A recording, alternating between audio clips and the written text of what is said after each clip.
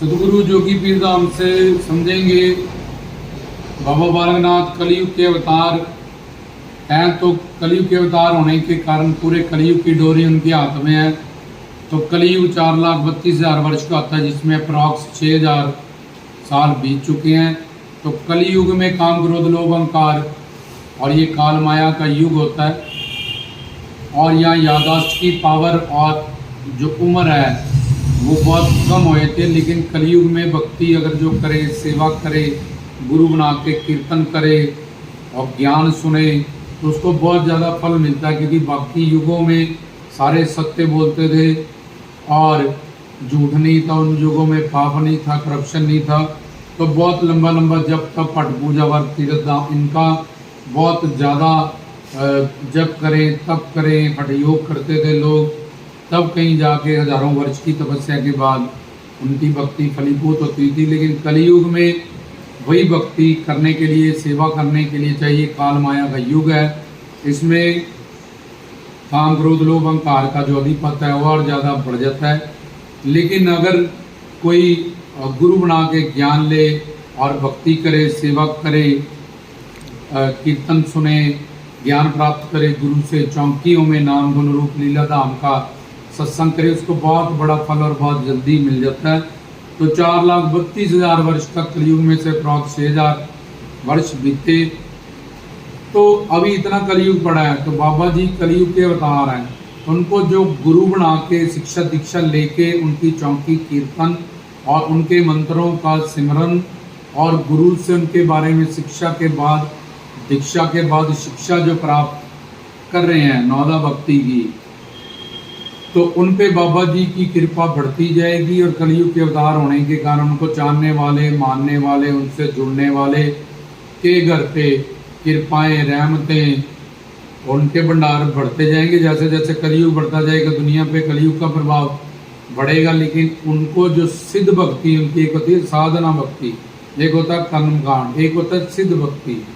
जो गुरु की बताई गई भक्ति गुरु पूर्ण है और उनकी बताई हुई जो भक्ति कर रहे हैं और बाबा जी का पूरा ज्ञान थ्योरेटिकल और प्रैक्टिकल रखते हैं, वो गुरु फिर वो तुम्हें गाइड कर रहे हैं और आगे बढ़ा रहे हैं तुम्हें।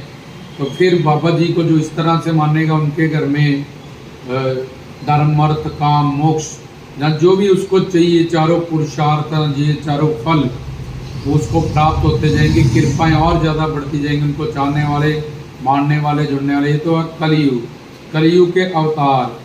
अवतार मतलब अवतरित होना। बाबा जी का जो लोक है वो काल माया से परे है। जिस धरती पे हम बैठे हैं, भूर भवा स्वाहा महा जना तपा सता, इसके आगे माया नहीं है।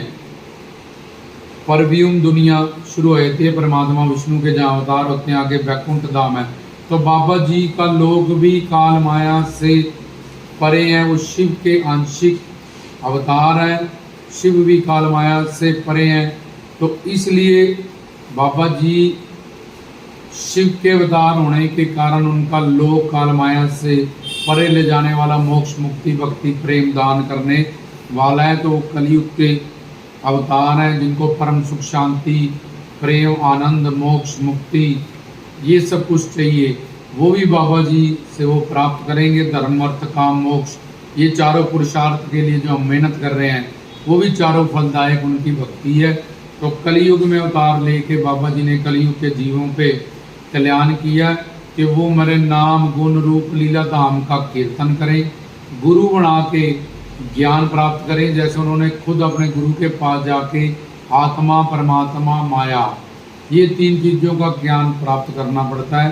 गुरु दत्तात्रेय नाथ से ये ज्ञान पहले थ्योरेटिकली प्राप्त किया, प्लस उधर धाम की उनके जो नाथ परंपरा का उनका डेरा था वहाँ सेवा की, 12 साल गुरु की ज्ञान प्राप्त किया थ्योरेटिकल, प्लस फिर प्रैक्टिकल साथ साथ में साधना करते रहे। क्योंकि जब पहले पूरी थ्योरी तुम क्लियर कर लोगे, कुंडी क्या है, चिमटा क्या है, धूणा क्या है, सिंगी क्या है, जटाएं क्या है, मोर क्या है, उसके बाद जब तुम प्रैक्टिकल साधना करने जाओगे तो तब भी गुरु सिद्ध होना चाहिए। और वो तुम्हें शिव शक्ति का जब तन मन धन से तुम्हारा मन शुद्ध हो जाए तो तुम्हें शिव शक्ति वो दान में दे। जहाँ जहाँ रुकावट हो, प्रॉब्लम जो बात तुम्हें समझ ना हो, उसके पास जाके तुम वो समझ सको, वो तुम्हें समझाए कि कुंडी का ये मतलब है, चोली चिमटा और कुंडी इनका क्या मतलब है, इनके अंदर क्या ज्ञान है। तुमने ये तीन चीज़ें अपने पास लानी है, आध्यात्मिक स्वरूप, एक चिमटा, एक कुंडी, एक चोली।